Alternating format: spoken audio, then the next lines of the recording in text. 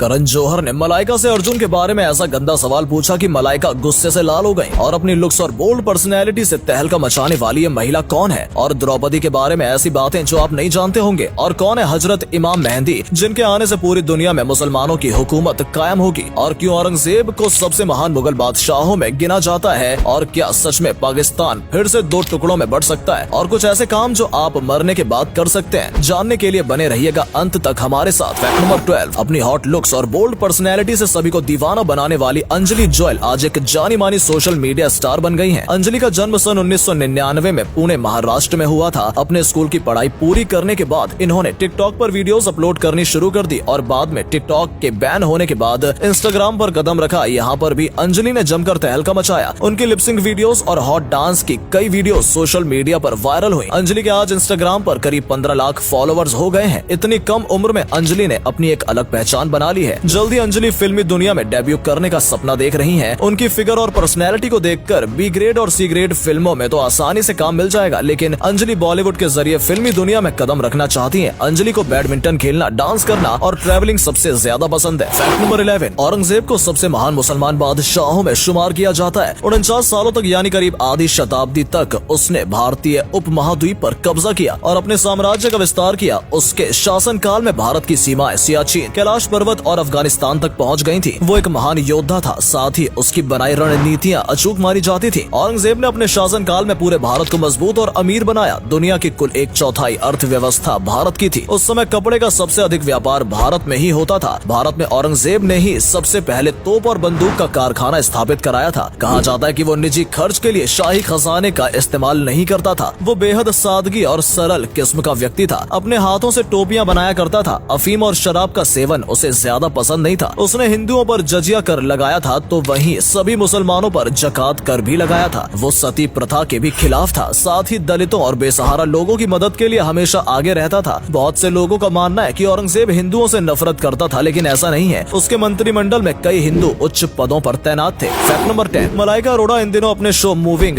In with Malaika के कारण चर्चा में बनी हुई है। हाल ही में उनके और करण जौहर के बीच काफी सवाल जवाब हुए थे। करण जौहर ने इस दौरान मलाइका से कई सवाल किए। करण ने मलाइका से पूछा कि क्या वो अर्जुन कपूर के साथ बेडरूम में एक्सपेरिमेंट करती हैं, क्या वो रोल प्ले करती हैं। मलाइका ने इन सब बातों को हंसते हंसते टाल दिया, लेकिन जब करण ने मलाइका से पूछा कि वो और अर्जुन कपूर कब शादी करेंगे तो इस पर मलाइका गुस्सा हो गई। मलाइका ने कहा कि ये उनका शो है और उनकी लाइफ है, वो खुद डिसाइड करेंगी कि उन्हें कब शादी करनी है। मलाइका के शो में नोरा फतेही भी एक गेस्ट बनकर आ चुकी हैं, लेकिन जब उनकी मलाइका से तुलना की गई तो वो गुस्से में शो छोड़कर चली गई थी। फैक्ट नंबर 9, पाकिस्तान और अफगानिस्तान के बीच लगातार तनाव बढ़ता जा रहा है। पाकिस्तान के गृह मंत्री राणा सनाउल्लाह ने अफगानिस्तान की तालिबान सरकार को धमकी दी थी कि वो पाकिस्तान में हमले करने बंद कर दे, वरना अफगानिस्तान को जवाबी कार्रवाई का सामना करना पड़ सकता है। पर इस पर अफगानिस्तान के प्रमुख तालिबान नेता यासिर अहमद ने सन 1971 की एक तस्वीर शेयर की जिसमें पाकिस्तानी सेना भारतीय सेना के आगे आत्मसमर्पण करने के लिए एक हस्ताक्षर पर साइन कर रही है। इसके बाद ही बांग्लादेश को पाकिस्तान से आजादी मिली थी। अफगानिस्तान में तालिबान की सरकार बनने के बाद से पाकिस्तान में आतंकी हमलों और गतिविधियों में तेजी आ गई है। पाकिस्तान की सरकार और तरीके तालिबान पाकिस्तान के बीच भी पिछले काफी समय में अनबन चल रही है। तालिबान ने धमकी दिया कि पाकिस्तान यदि नहीं माना तो वेस्ट पाकिस्तान को पूर्वी पाकिस्तान से अलग कर देश के 2 टुकड़े कर दिए जाएंगे। फैक्ट नंबर 8, द्रौपदी महाभारत की सबसे प्रमुख पात्रों में से एक थी। द्रौपदी के चीर हरण के कारण ही महाभारत की शुरुआत हुई थी और इसका अंजाम कौरवों को भुगतना पड़ा था। द्रौपदी कोई साधारण स्त्री नहीं थी, बल्कि उनका जन्म अग्निकुंड में से हुआ था और इसलिए उन्हें यज्ञ सैनी भी कहा जाता है। द्रौपदी ने चीर हरण के बाद प्रतिज्ञा की थी कि जब तक उनके अपमान का बदला पूरा नहीं हो जाता वो अपने केश नहीं बांधेंगी। दुशासन के रक्त से ही वो अपने बालों को धोएंगी। भगवान शिव के आशीर्वाद से द्रौपदी को 5 पति मिले थे। जब वो किसी एक पति के साथ एकांत में होती थी तो कोई भी दूसरा भाई यानी द्रौपदी का पति वहाँ प्रवेश नहीं कर सकता था। द्रौपदी भगवान श्री कृष्ण को अपना सबसे अच्छा साथी, मित्र और भ्राता मानती थी। फैक्ट नंबर 7, जिस समय दुनिया में चारों ओर तबाही का मंजर होगा ऐसा लगेगा मानो कयामत आने वाली है। 2/3 आबादी नष्ट हो चुकी होगी। इनमें कई लोग जंग में तो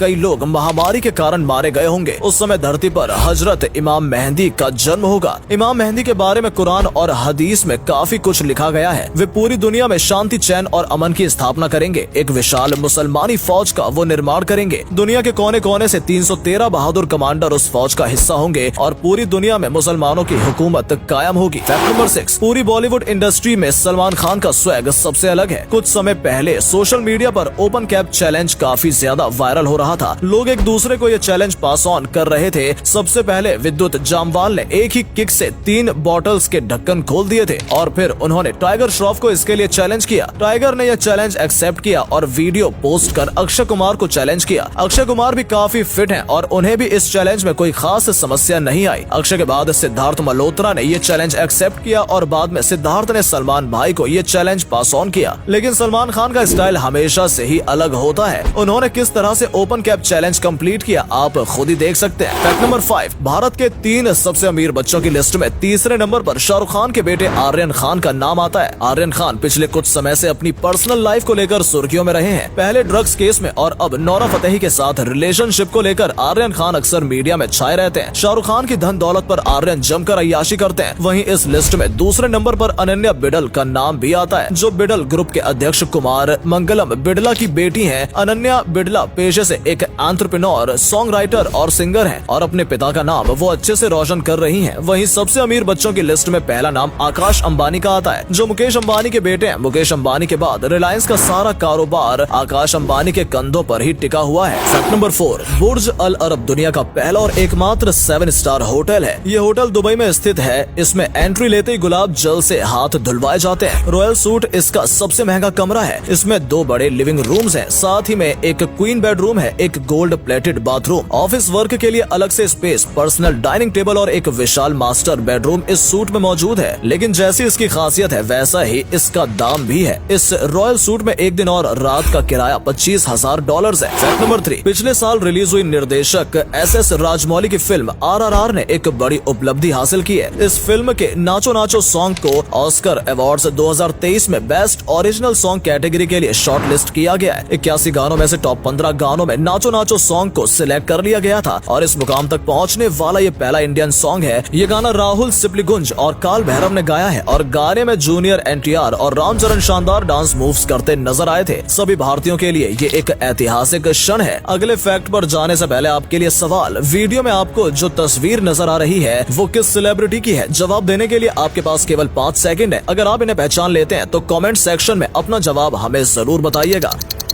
फैक्ट नंबर 2, 5 अक्टूबर को दशहरे के अवसर पर फिल्म गॉडफादर बड़े पर्दे पर रिलीज हुई थी। इस फिल्म में सलमान खान और चिरंजीवी नजर आए थे। फिल्म का बजट 90 करोड़ था, जिसमें से 45 करोड़ रुपए चिरंजीवी ने फीस के तौर पर वसूल किए थे। एक इंटरव्यू के दौरान चिरंजीवी ने सलमान खान का शुक्रिया कहा था और बताया था कि सलमान ने इस फिल्म के लिए कोई फीस नहीं ली थी। वेट्टा वलियन मसूद भाई के रोल में सलमान नजर आए थे, जिस कारण ये फिल्म हिट हुई है। बाद में सलमान ने एक वीडियो शेयर कर गॉडफादर के हिट होने की खुशी में चिरंजीवी को बधाई दी थी। फैक्ट नंबर 1, कुछ ऐसे काम जो आप मरने के बाद भी कर सकते हैं। मरने के बाद अपनी राख यानी एशेज से आप पटाखे बनवा सकते हैं और उस पटाखे को आसमान में छोड़ा जाएगा तो आप चारों ओर रोशनी बिखेर पाएंगे। अपनी बॉडी को आप प्रिजर्व भी करा सकते हैं। आजकल कई ऐसे तरीके आ गए हैं जिससे लंबे समय तक बॉडी को डिकम्पोज होने से बचाया जा सकता है। मरने के बाद अपनी एशेज की मदद से एक पोर्ट्रेट आप बनवा सकते हैं, जिसे आपके परिवार वाले घर में भी लगा सकते हैं। इसके अलावा राख की मदद से विनियल रिकॉर्ड्स भी बनाए जा सकते हैं, यानी आपकी बॉडी की राख की मदद से लोग जिंदगी भर मधुर संगीत सुन पाएंगे। दोस्तों, उम्मीद करते हैं आपको हमारी आज की ये वीडियो पसंद आई होगी। अगर हाँ तो वीडियो को अधिक से अधिक लाइक और शेयर अवश्य करें। आज के लिए इतना ही। आपसे फिर मिलेंगे एक नई वीडियो और ढेर सारी रोचक जानकारी के साथ। धन्यवाद।